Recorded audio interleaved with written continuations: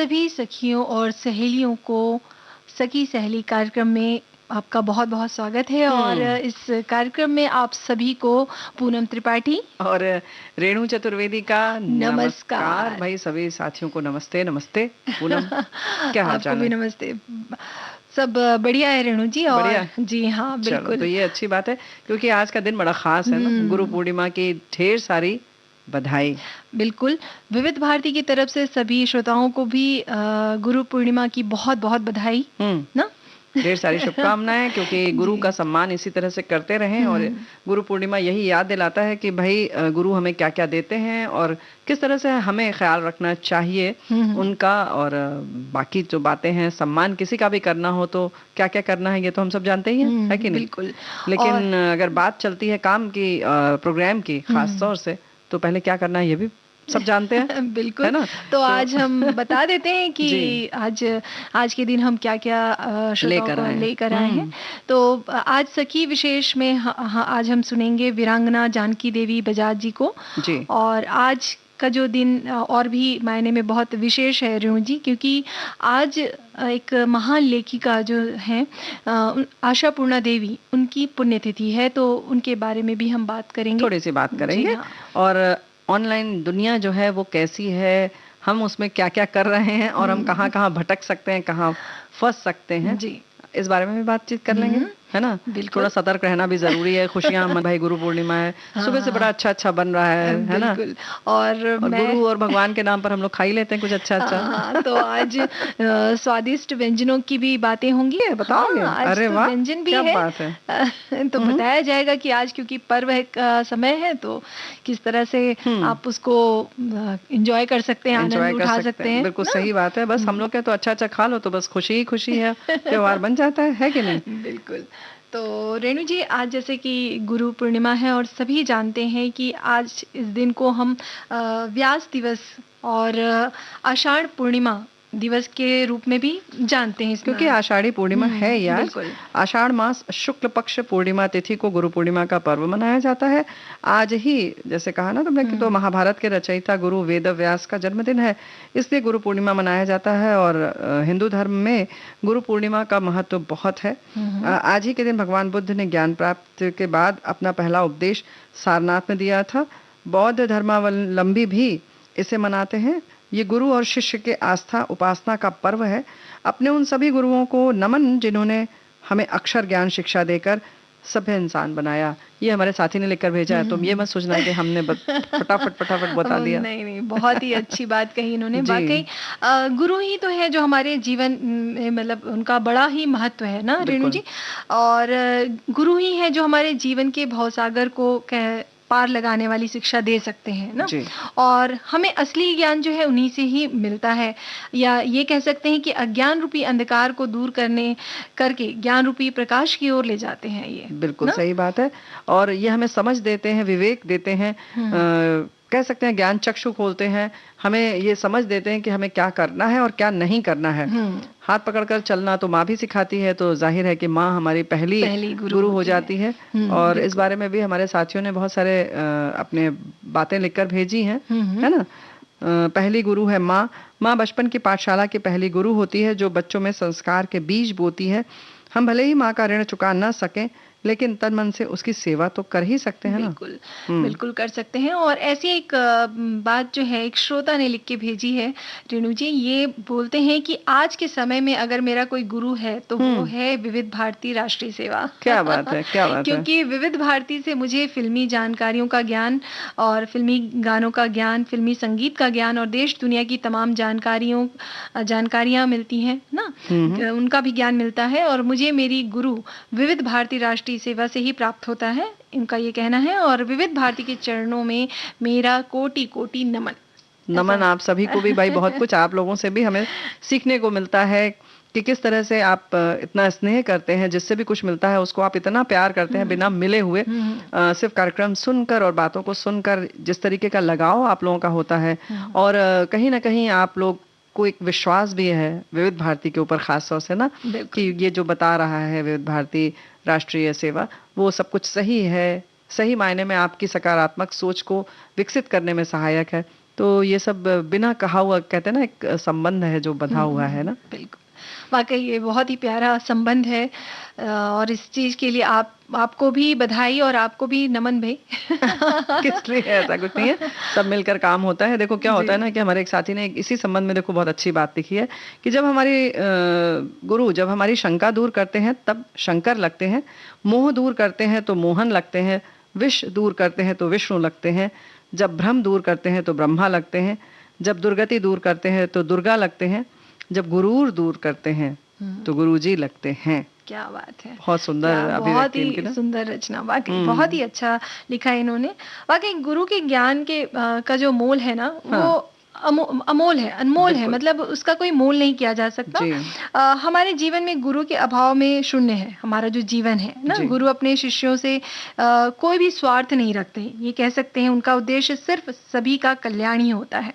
गुरु शिष्य के विकास को देखकर अपने कार्य को पूर्ण समझता है और उस पर गर्व भी करता है। बिल्कुल बिल्कुल, जैसे कि गुरु समाज सेवा के लिए, मानवता की सेवा के लिए होते हैं, इसलिए सच्चा गुरु वही होता है जो शिष्य से कोई भी अपेक्षा नहीं करता है, कोई उम्मीद नहीं करता है, बल्कि वो सिर्फ देता है और सिर्फ देता है। वो समाज हो या शिष्य के माध्यम से समाज को देता है।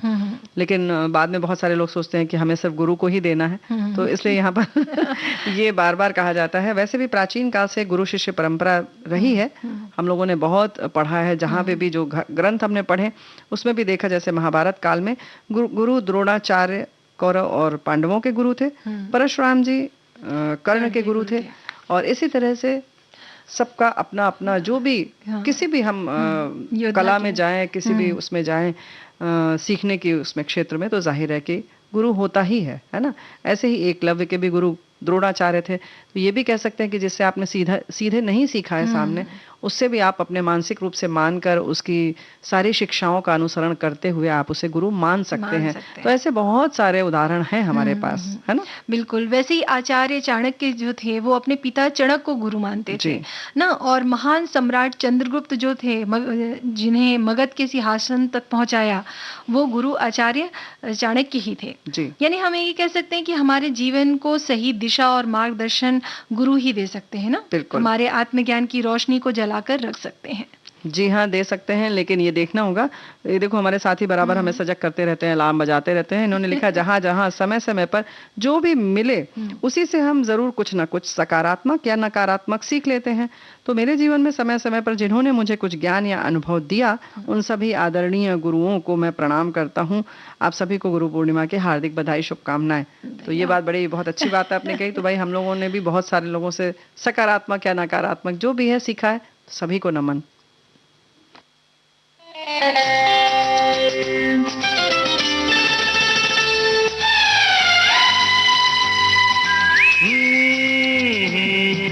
ऊंचे नीचे रास्ते और मंजिल तेरी दूर, ऊंचे नीचे रास्ते और मंजिल तेरी दूर, राह में राही रुकना जाना हो करके मजबूर, ऊंचे नीचे रास्ते और मंजिल तेरी दूर, ऊंचे नीचे रास्ते और मंजिल तेरी दूर, राह में राही रुकना जाना हो करके मजबूर, ऊंचे नीचे रास्ते और मंजिल तेरी दूर।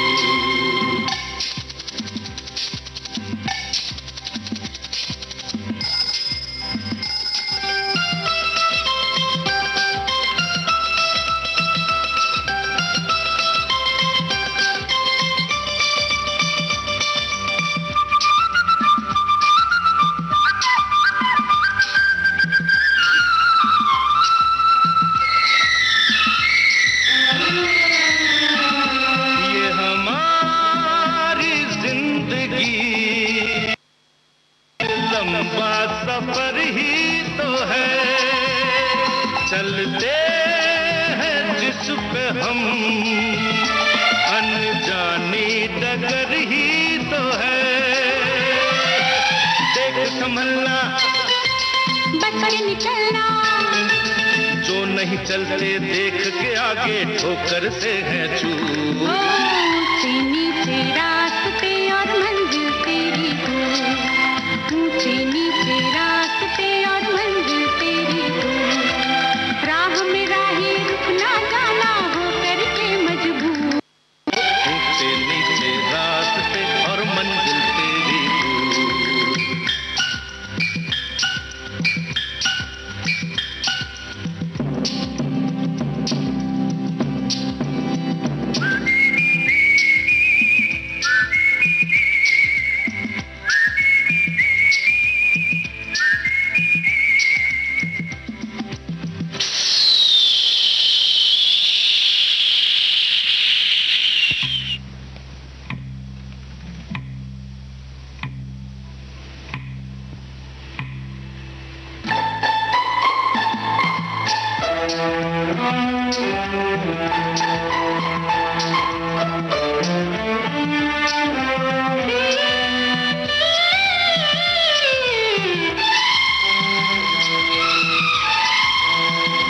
करूं क्या मैं प्यारे भाई, छक जाए अगर मेरे पास। दम लेके तो घड़ी चला चल बन मिले जाएगा, जो कोई सोया उसने ही खोया, बात हमारी याद हमेशा रखना तू जरूर। ऊंचे नीचे रास्ते और मंजिल तेरी दूर, ऊंचे नीचे रास्ते और मंजिल तेरी दूर। राह में राही रुकना जाना हो करके मजबूर हो, ऊंचे नीचे रास्ते और मंजिल तेरी दूर।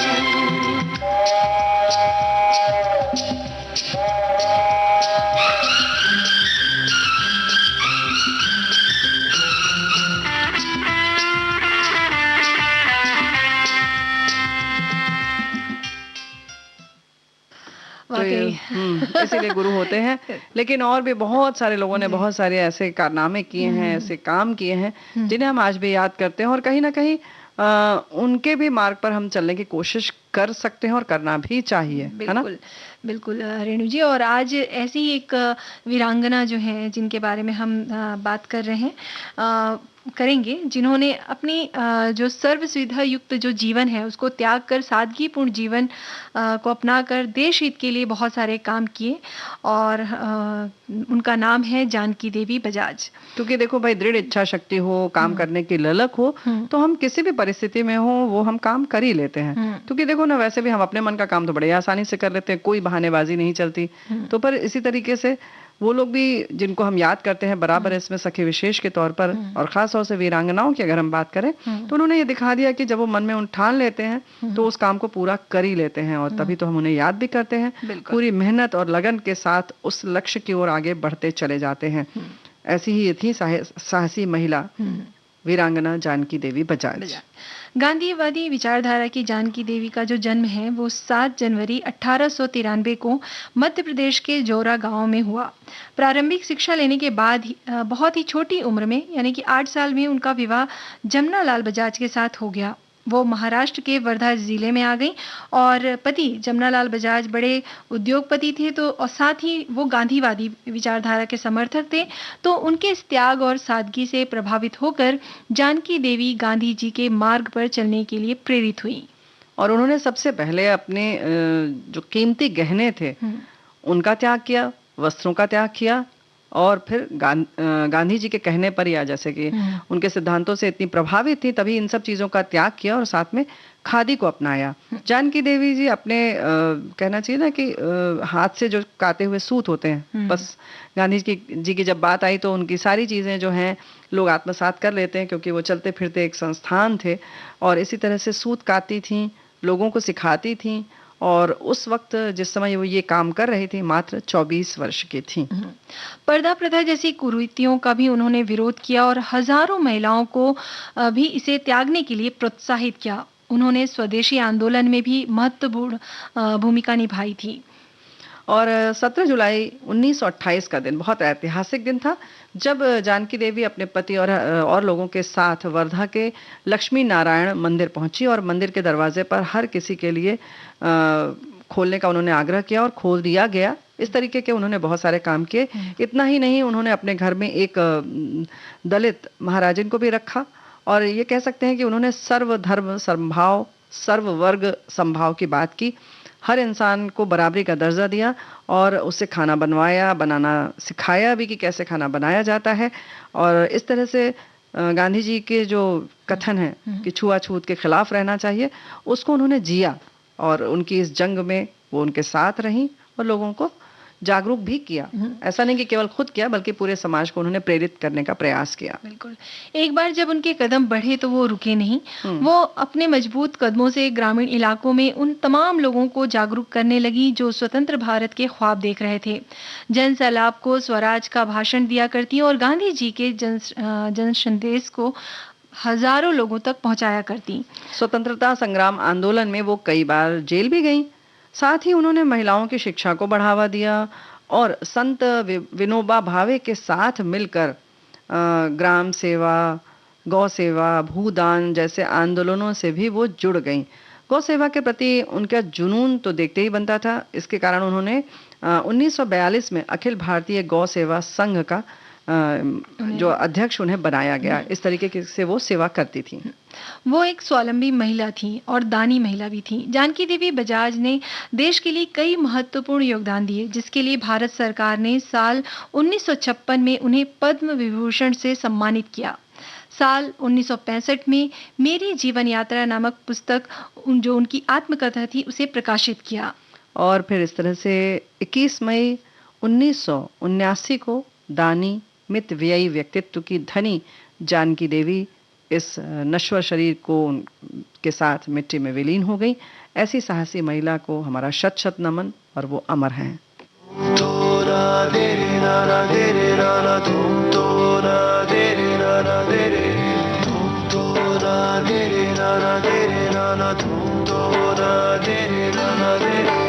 ये हौसला कैसे झुके, ये आरज़ू कैसे रुके, ये हौसला कैसे झुके, ये आरज़ू कैसे रुके। मंजिल मुश्किल तो क्या, धुंधला साहिल तो क्या, तन्हा ये दिल तो क्या हो।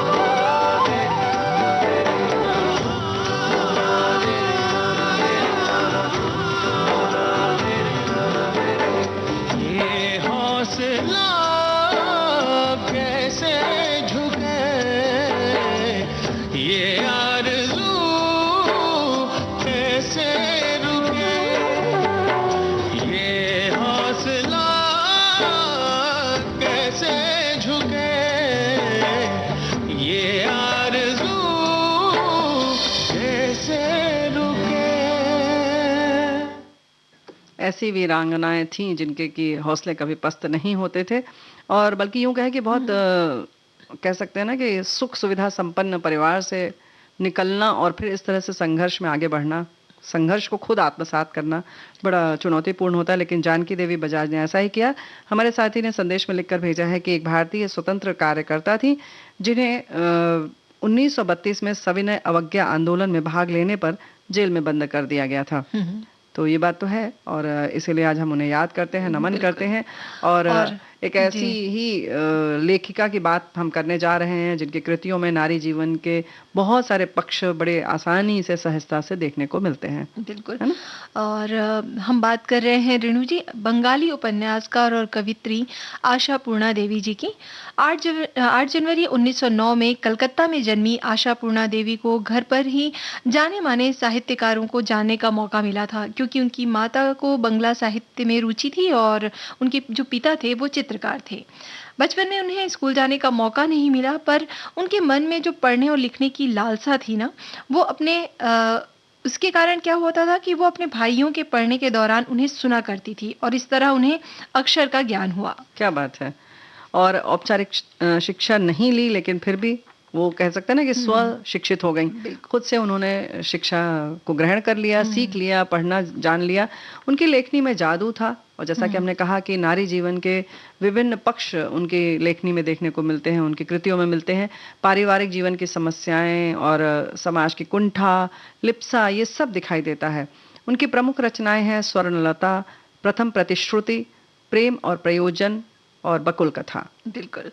अब उनकी अपनी एक विशिष्ट शैली थी और उनका लेखन जो था आशावादी दृष्टिकोण लिए होता था।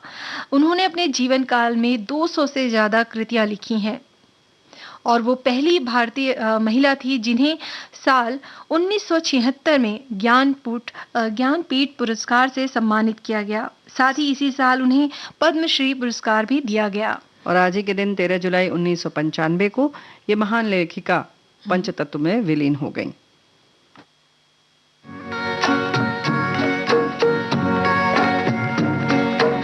दिल में किसी के प्यार का जलता हुआ दिया, दुनिया की आंधियों से भला ये बुझेगा क्या।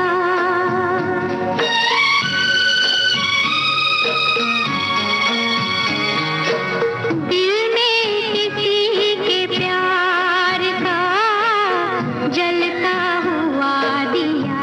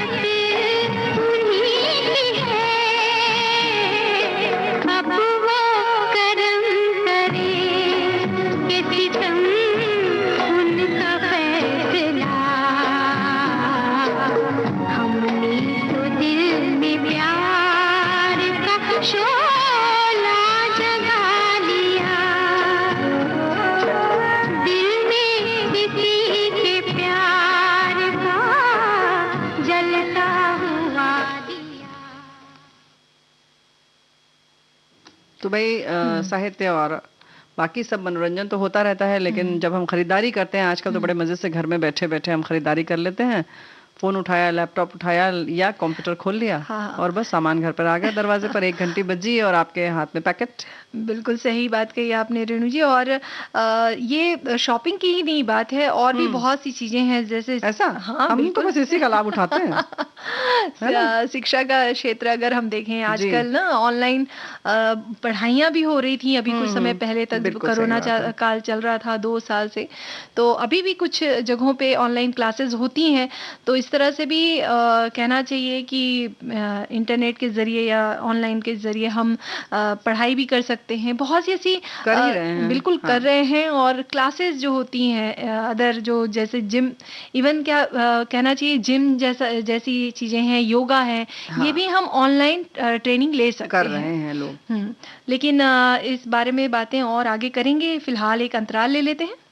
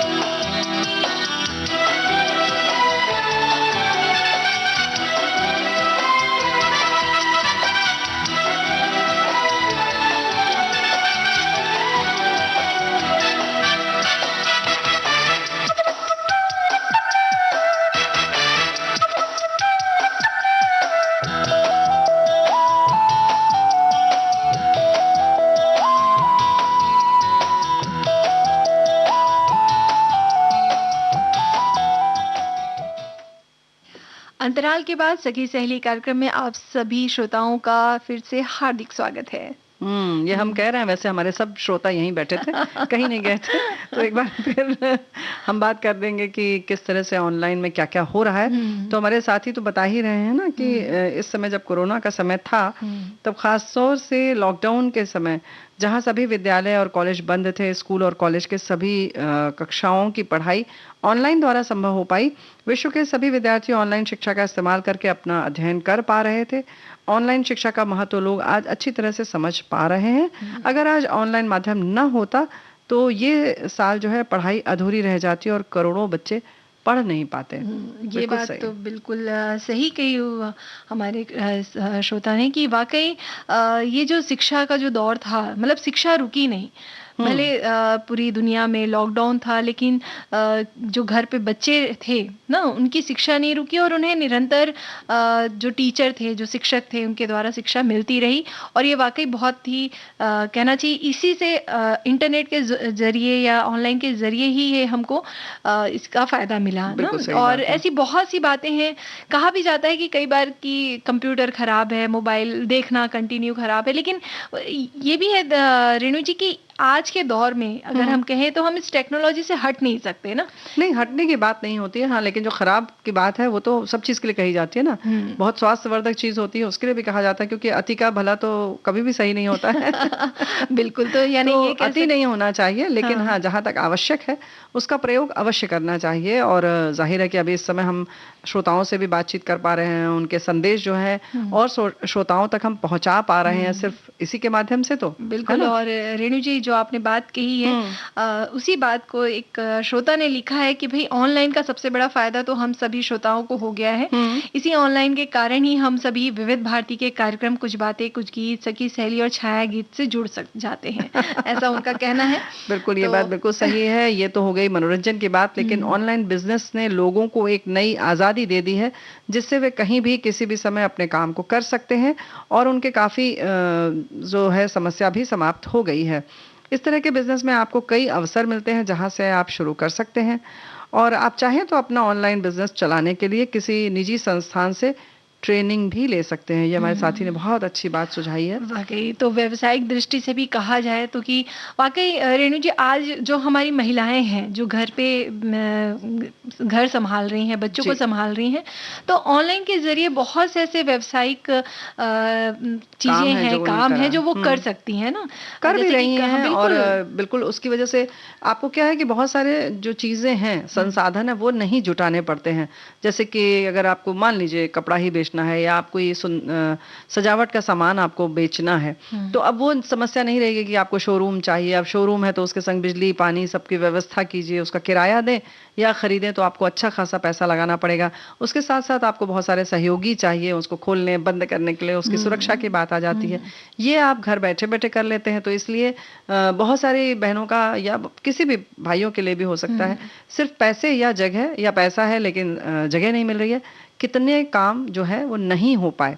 ये ऑनलाइन होने की वजह से उन्होंने बहुत आसानी से कामों को शुरू किया और सफल भी हुए। बिल्कुल, है ना? और कहना चाहिए कि लागत इसमें जीरो है जी। ना, आपको सिर्फ एक व्हाट्सएप ग्रुप बनाना है, जी। उसमें अपने जो आसपास के लोग हैं है ना, अपने साथियों के नंबर जोड़ने हैं, जी। और आपको ये करना है कि आप जो भी जिसका भी बिजनेस करना चाह रही, कपड़ों का, गहनों का, या जैसे कि अभी राखी अभी आने जी, वाली है ना, तो बिल्कुल। कई बहनें जैसे राखी बनाती हैं, उसे बेच सकती हैं जी। आसानी से ना, तो बिल्कुल। ये सारे काम जो है कितनी आसानी से हो सकते हैं ना। बिल्कुल।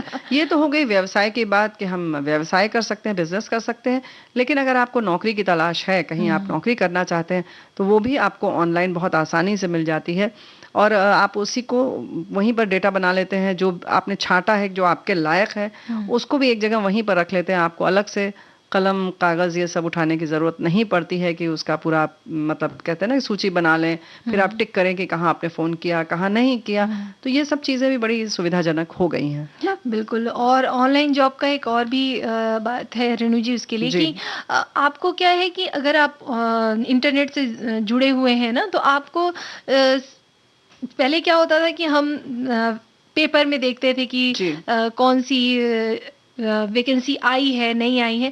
यहाँ पे क्या है, आप नेट के सामने बैठ जाइए, कंप्यूटर के सामने बैठ जाइए और एक बार आपने गूगल पे सर्च किया, आपको हजारों नौकरियां आपको मिल जाएंगी आपके अनुसार, आपकी डिग्री के अनुसार, और वहां पे आप सिलेक्ट कीजिए। आपका इंटरव्यू भी आजकल ऑनलाइन के जरिए हो जाता है ना। बिल्कुल, ये भी हो जाता है। बिल्कुल, तो आप वीडियो कॉल में भी बात कर सकते हैं। तो ये कह सकते हैं कि भाई ये जो दुनिया है वो बहुत ही जादुई, हाँ बिल्कुल कि भाई हर चीज तुरंत हो जाता है ना। बिल्कुल, और उसके संग संग ये तो हो गई तलाश की बात, लेकिन अब तो नौकरी भी लोग ऑनलाइन कर रहे हैं और बड़ी आसानी से सफल हैं।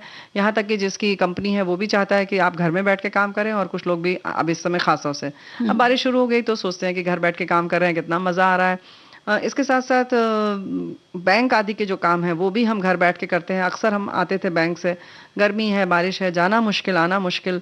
कभी कभी जिस व्यक्ति से हम बात करते थे तो कहीं नागवार गुजर जाता था, आपके बोलने का अंदाज या उसके बोलने का अंदाज, तो मन खराब होता था। अब वो संभावना ही नहीं है। बहुत साल हो जाते हैं हम बैंक के किसी भी कर्मचारी का, अधिकारी का चेहरा नहीं देख पाते। बिल्कुल सही कहा, और वो लंबी लंबी कतारों से भी बच जाते हैं।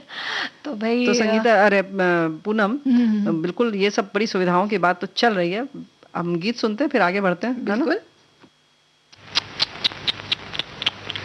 आपके सजन सावन में,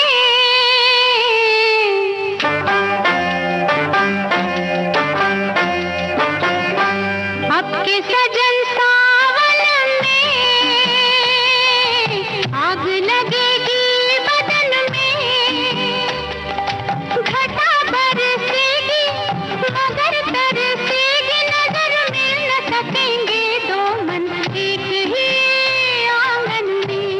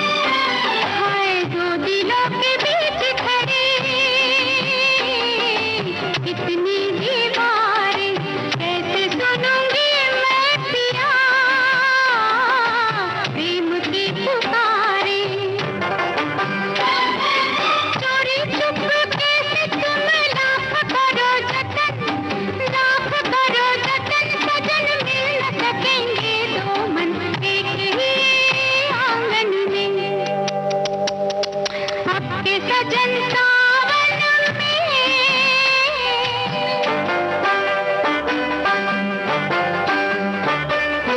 ला ला ला ला ला ला ला ला ला इतने बड़े घर में नहीं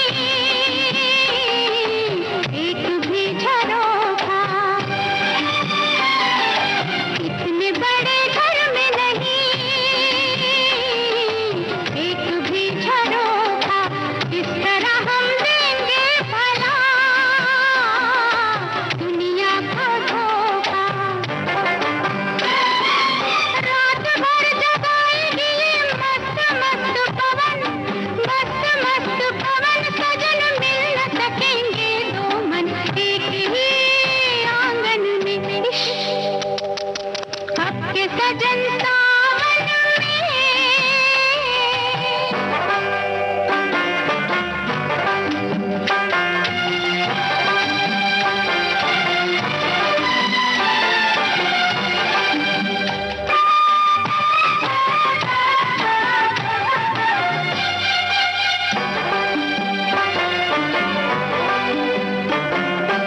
तेरे मेरे प्यार का ये साल बुरा होगा, अरे तेरे मेरे प्यार का ये साल बुरा होगा, जब बाहर आएगी तो हाल बुरा होगा। कांटे लगाएगा ये फूलों भरा चमन, फूलों भरा चमन, सजन मिल न सकेंगे दो मन एक ही आंगन में। आपके सजन सावन में आग लगेगी बदन में, घटा बरसेगी मगर तरसेगी, नजर मिल न सकेंगे दो मन एक ही आंगन में। भाई तो ऑनलाइन की दुनिया है बहुत निराली। हर कोई देखो भूल चुके हैं मोहल्ले के ठेले सब्जी फल वाली। चारों तरफ है छूट का शोर ही शोर, उसकी आड़ में चल रहा है मूर्ख बनाने का दौर।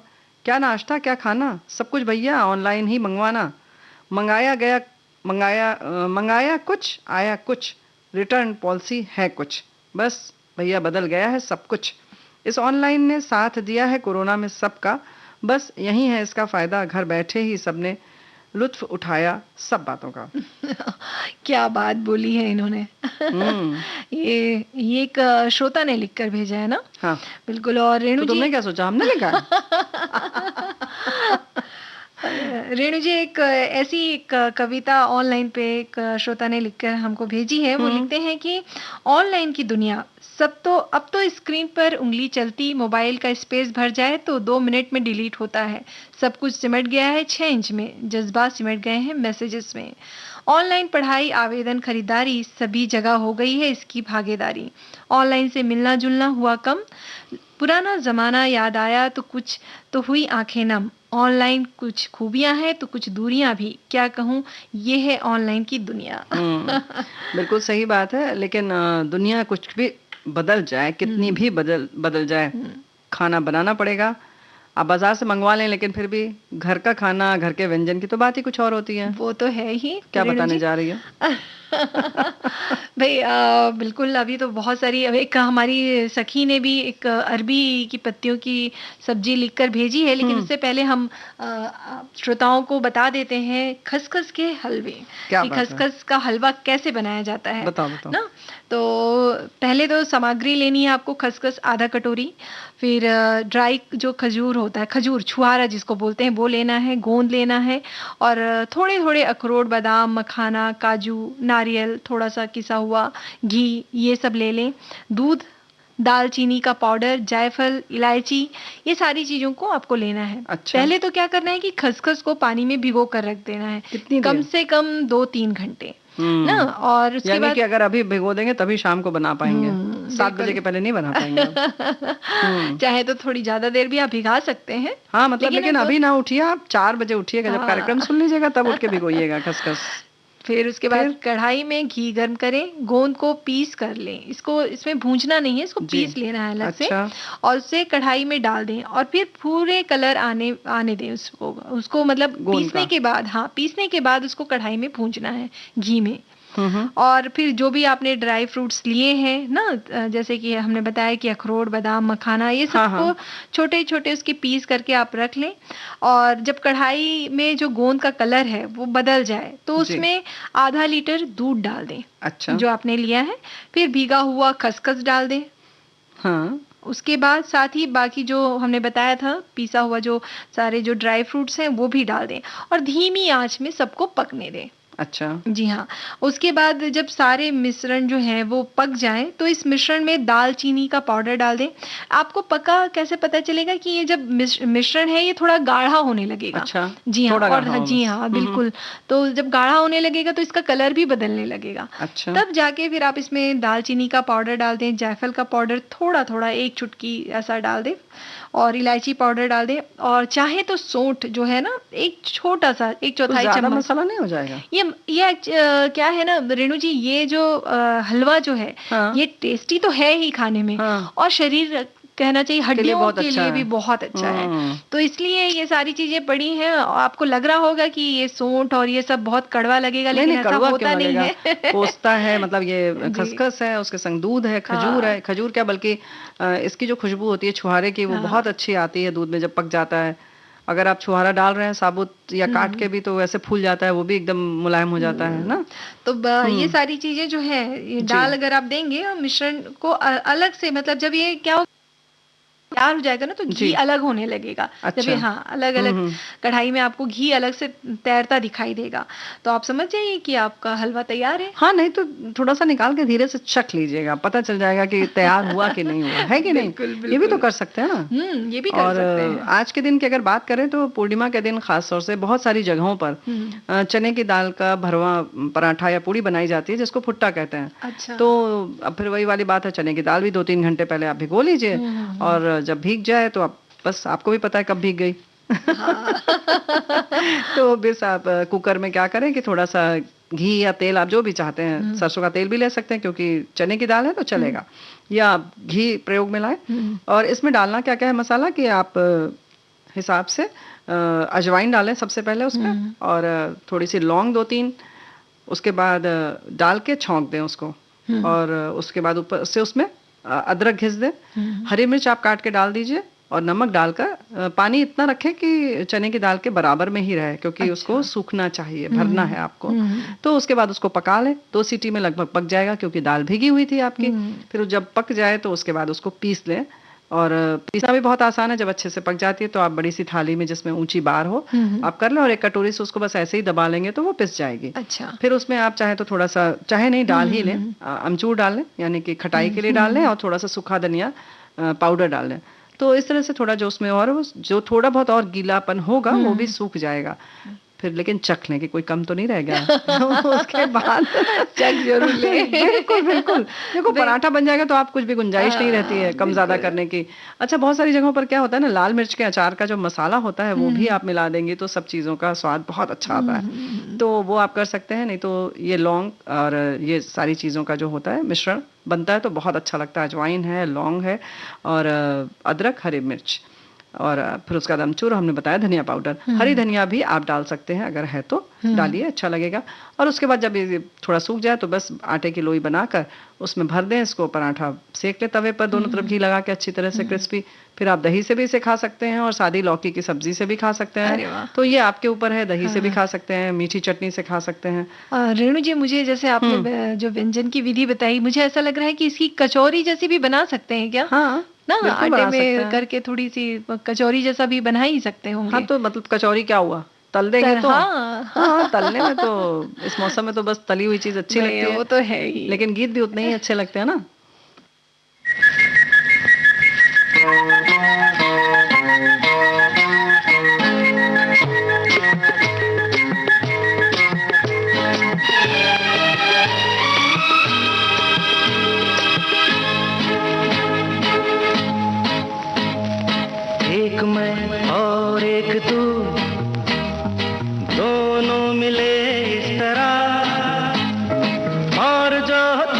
मन में हो रहा है ये तो होना ही था।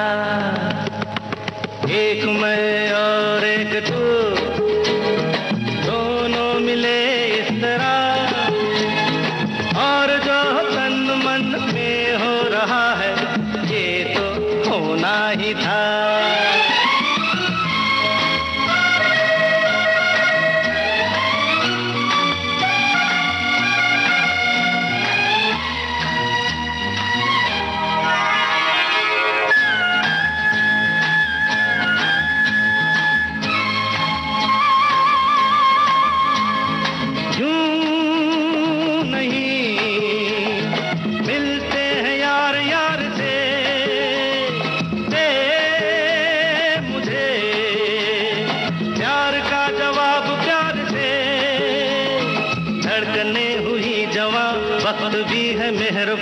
फिर ये कैसी दूरियां, बोलो बोलो बोलो बोलो बोलो बोलो।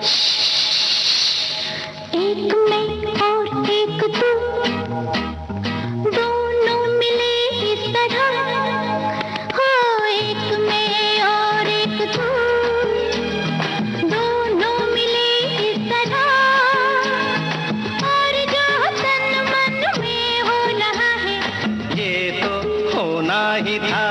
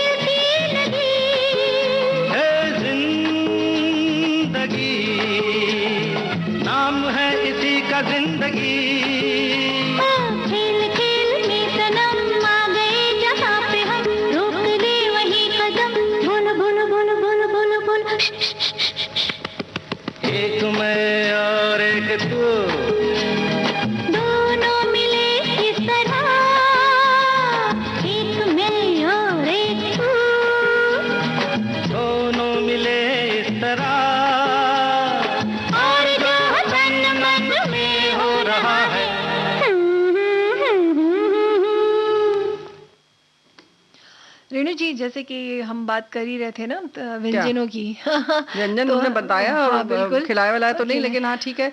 ये तुमने सीखा कहाँ था? ऑनलाइन? हाँ भाई, ऑनलाइन। अभी तो क्या कहें कि आजकल तो इतनी सुविधा है ना हाँ। कि इस लॉकडाउन में तो लोगों ने ना, जो जिंदगी में रसोई घर में नहीं गए थे वो भी गए, और जो कभी जिंदगी में सोचा नहीं था, जलेबी जैसी टेढ़ी चीज भी घर में बना डाली। हाँ, क्या क्या चीजें नहीं बनाई, क्या क्या चीजें नहीं बनाई, और उसके बाद जो मोटापा चढ़ा तो उसके बाद जिम भी ज्वाइन कर लिया ऑनलाइन। ऑनलाइन। और ऑनलाइन जो हुआ तो उसमें देखो एक बात और बड़ी मजेदार है जो बहुत महत्वपूर्ण है। एक मैं और एक तू जब होना होता है, यानी शादी करनी होती है, तो लड़के और लड़की बड़ी आसानी से मिल जाते हैं। वो तो है, मिल तो जाते थे पहले भी, लेकिन अब आप जहां आप 10 लड़के देखते थे या लड़की देखती थी, वहां अब आप 100-1000 देख लेते हैं बड़े आराम से, और फिर आप पहले उसे छांट लेते हैं, तब आप फोन करते हैं। तो ऐसी बहुत सारी सुविधाएं हैं। और बिल्कुल, और देखा जाए तो कुंडलियां भी हम ऑनलाइन मिला सकते हैं ना। मतलब मिला के शादी करनी चाहिए इसका मतलब। अच्छा? ये तो सबके मानने पे है रेणु जी। लेकिन हाँ, ये है कि कुंडलियां जो बोलना चाहिए शादी के लिए सबसे पहले जरूरी जो देखते हैं माता पिता, तो हम ऑनलाइन के जरिए दोनों पक्ष के कुंडलियां लेकर उन्हें आपस में मिलाकर, मतलब फोन के जरिए ही सारा कुछ तय हो जाता है। और बहुत सारे तो ऐसे अलग अलग लोग जो हैं, अपने अपने समुदाय के लोगों ने व्हाट्सएप ग्रुप भी बना रखे हैं। रोज कम से कम 10-10 संदेश आते हैं, विवरण के साथ में आते हैं। जो आप पहले पत्र लिखते थे, फिर आप जब आता था तब आप पहले तो देखते थे अच्छा ठीक है, तब विवरण भेजते थे। अब बड़े धड़ल्ले से आपको एक बार में ढेर सारा वो सब मिल जाता है। इसी तरह से घर ढूंढना हो, आप कहीं नई जगह जा रहे हैं या घर बैठे किसी दूसरे शहर जाना है, यानी यहाँ तक कि दूसरे देश में जाना है, वहां पर भी आप होटल बुक कर लेते हैं, घर ढूंढ लेते हैं किराए पर। ये सब भी सुविधाएं हैं ना। बिल्कुल बिल्कुल, और सही कहा आपने। और की बात में क्या क्या हुआ? देखिए, सबसे जरूरी बात आपने बोली कि आज जो है, जब ऐसा समय जब चल रहा था कि जहां हम शादियां नहीं अटेंड कर पा रहे थे, नहीं जा पा रहे थे, तो ऐसे समय में हम वीडियो कॉल के जरिए शादी पूरी एंजॉय कर लिया हमने, आनंद उसका उठा लिया ना। बिल्कुल सही तो बात है। ये सारी चीजें भी देख लिया। हाँ, अगर 10 दिन का विवाह हो या 4 दिन का, तो बहुत सारे लोग एक में जा पाते थे, दूसरे में नहीं, या बहुत सारे लोग उम्र हो गई या किसी शारीरिक क्षमता की वजह से नहीं जा पाते थे, वो सब कुछ देख लेते हैं। ऐसे ही बात आती है चिकित्सक की, तो चिकित्सा की दिशा में भी बहुत उन्नति हो गई, और अक्सर डॉक्टर खुद ही कह देते हैं भाई आप हमें फ़ोन पर बता दीजिएगा, या नहीं होगा तो हमें दिखा दीजिएगा ऑनलाइन एक्सरे रिपोर्ट या जो भी रिपोर्ट्स हैं, ऐसी रिपोर्ट जो देखनी होती हैं वो भी आप मेल कर देते हैं तो दिख जाती हैं। कभी-कभी वीडियो कॉन्फ्रेंसिंग से सारी बात हो जाती है। बिल्कुल। तो ऐसे भी चल रहा है सब। हाँ बिल्कुल रेणु जी। और एक जो बहुत इंपॉर्टेंट चीज, कई बार ऐसा होता है कि हमारी फ्रिज खराब हो गई, वॉशिंग मशीन खराब हो गई, तो ये कई जो बार हर बार होती है, हो जाता है, ये तो एकदम सांस लेने जैसा है। हाँ। तो ये है ना रेणु जी की ये जो काल था, कोरोना काल था, बोलते हैं ना हर एक पक्ष का अच्छा पहलू भी होता है। तो ऐसे समय में क्या हुआ कि हम घर बैठे ही इंजीनियर से बात कर सके कि भाई क्या प्रॉब्लम इसमें आ सकती है या क्या हुआ है। तो हम इतना तो जान ही जाते थे कम से कम कि इसमें क्या प्रॉब्लम है, और अगर कुछ छोटी मोटी प्रॉब्लम है तो हम खुद ही सुधार लेते थे। तो इस तरह की भी बोलना चाहिए सुविधा हमें ऑनलाइन के जरिए मिल गई। तो बिल्कुल सही बात है। तो बहुत सारी चीजें थी। तो अभी एक गीत सुन ले फिर आगे बढ़े। बिल्कुल सुन ले। मैं तो लगा कि तुम फ्रिज बनाना सीख गए कोरोना में।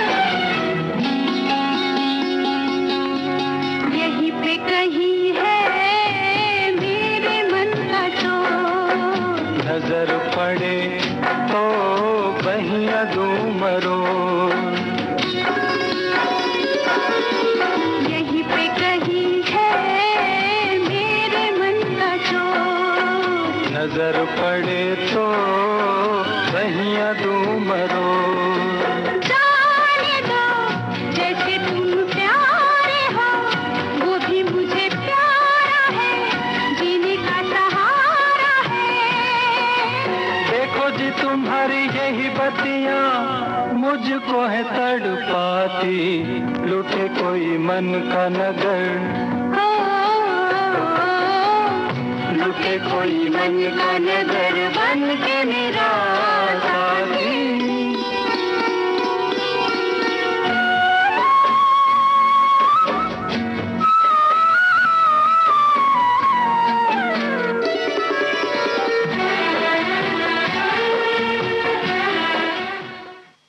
तो भाई इसी तरह से कार्यक्रम चलता रहेगा और हम आपसे मुलाकात करते रहेंगे, लेकिन आज समय समाप्त हो रहा है तो स्वीकार कीजिए रेणु चतुर्वेदी और पूनम त्रिपाठी का नमस्कार।